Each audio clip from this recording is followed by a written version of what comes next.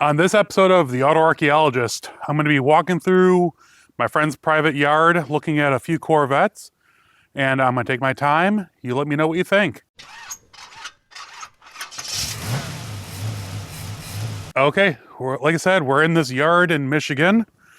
My friend who owns the yard, they used to work, the yard used to be involved in insurance stuff. So they'd get all these cars that were in wrecks, and so like here, this is a 1962-ish, maybe a little earlier, C3 Corvette. You can see that someone has modified it to a pretty good extent. Unfortunately, there's not much left of it. The frame has been cut, which is unfortunate. The gas door is still there. You can see that there is a C1 Corvette front piece there on it. That's also in very similar condition, unfortunately.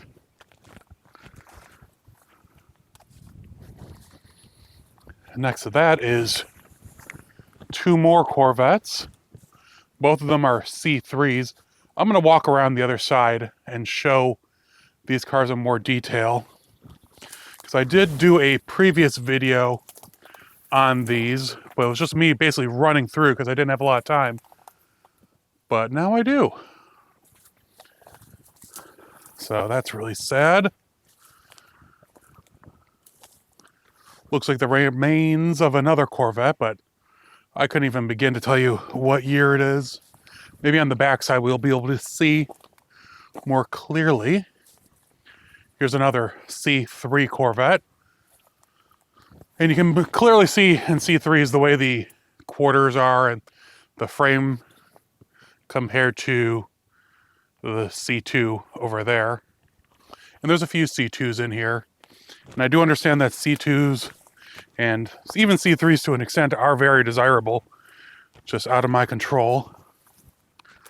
Here's another C3 with T-tops. Looks like someone got the taillights out of this one.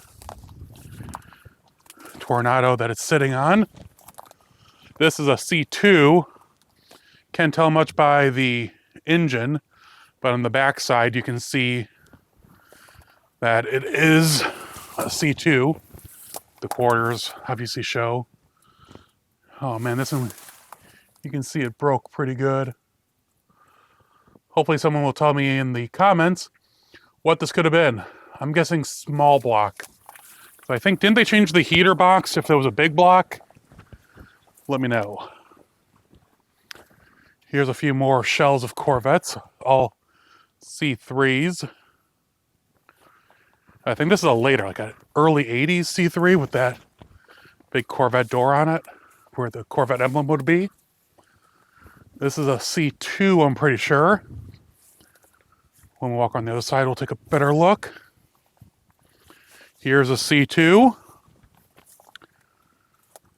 Definitely has seen better days, but this one's probably one of the better ones in the yard.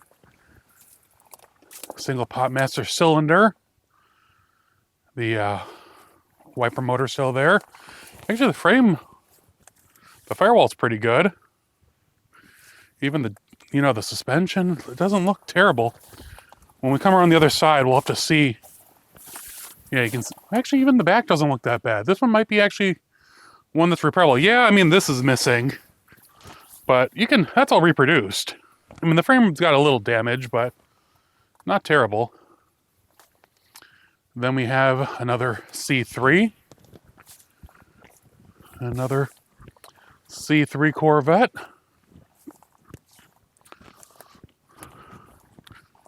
This is an early C3 because it's got the chrome bumpers on it. I couldn't tell you what it is, but I know I like these a little bit more than the rubber bumpers on those over there. Here's a Chevelle.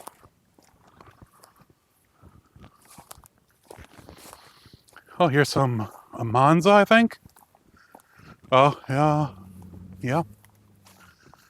Chevette. Two Chevettes. Camaro. Here's a Monte Carlo SS. And that's it for this row. Go walk around the other side and show you the rest of the Corvettes. But I know the people love these Monte Carlos. This one actually doesn't look that bad. Like the rockers aren't rusted. T-top car, yeah. This one probably could be put back on the road. These G-bodies are hot right now.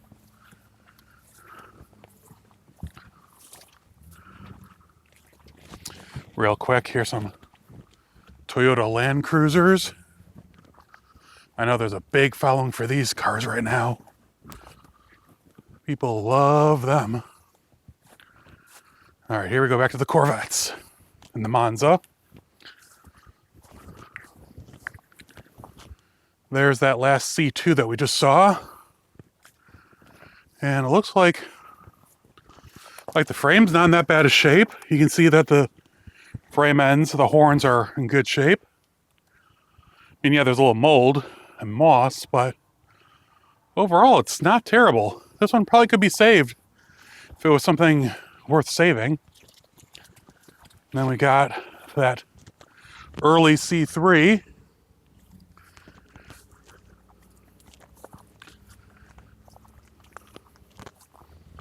Got that later C3.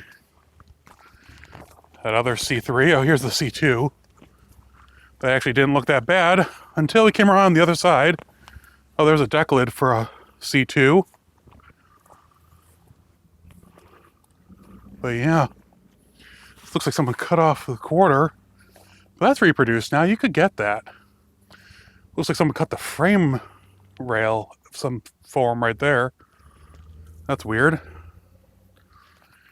Here's half a C2. Another C3. Or maybe this was the more complete C2. No, this one's missing the frame, the front windshield and everything. But with all these cars, you could probably make one or two nice ones. Oh, this C3 is another early one with the chrome bumpers up on top. Last plated in 1971. And then here's C2, rear half.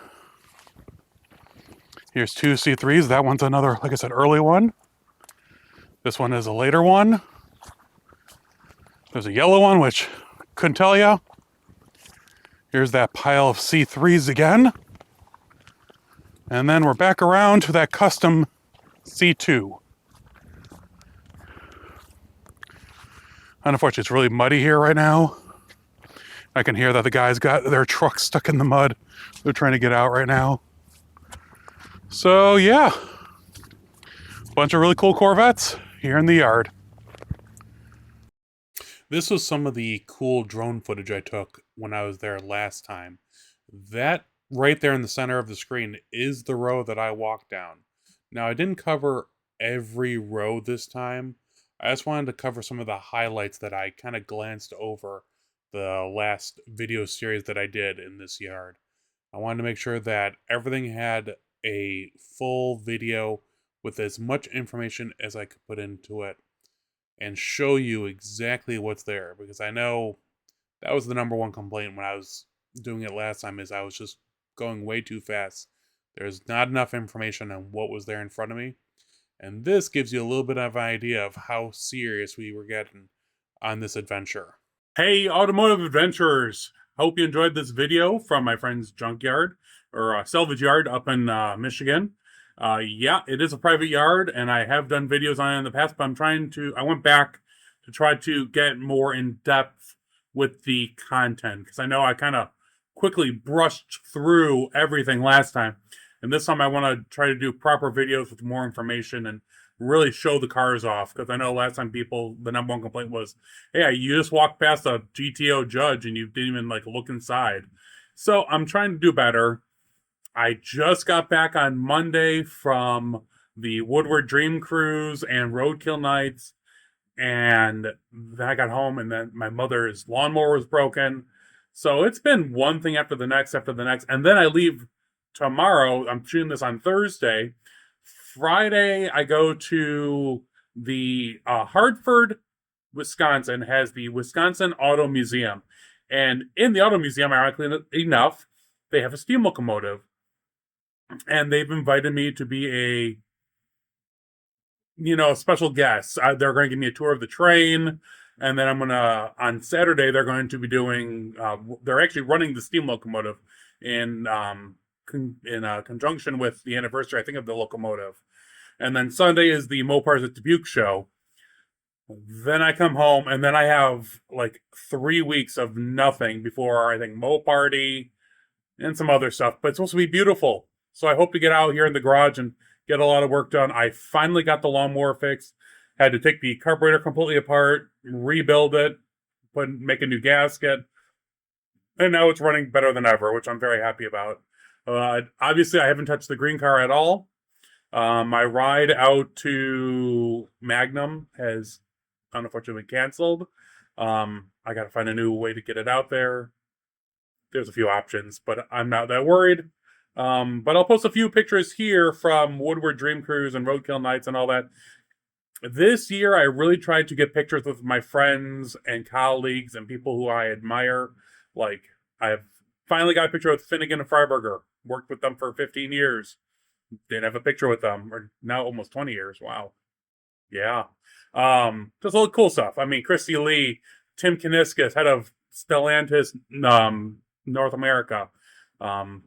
Matt McAllister, McSomething, head of Dodge. I mean, a lot of cool. I'll post a whole bunch of pictures. But I hope you guys enjoyed this video and the ones that will be coming out. I'll probably do a special side one on the steam locomotive thing that I'm doing. But let me know what you think. Of course, I drop a new video every Friday or every Monday. It's been a long few days, and the heat's getting to me. Every Monday, new videos with shorts in between. And if you could just share, like, and subscribe to this video, that way I can keep going, because everything counts and is appreciated. But I'll talk to you guys all soon. Stay safe.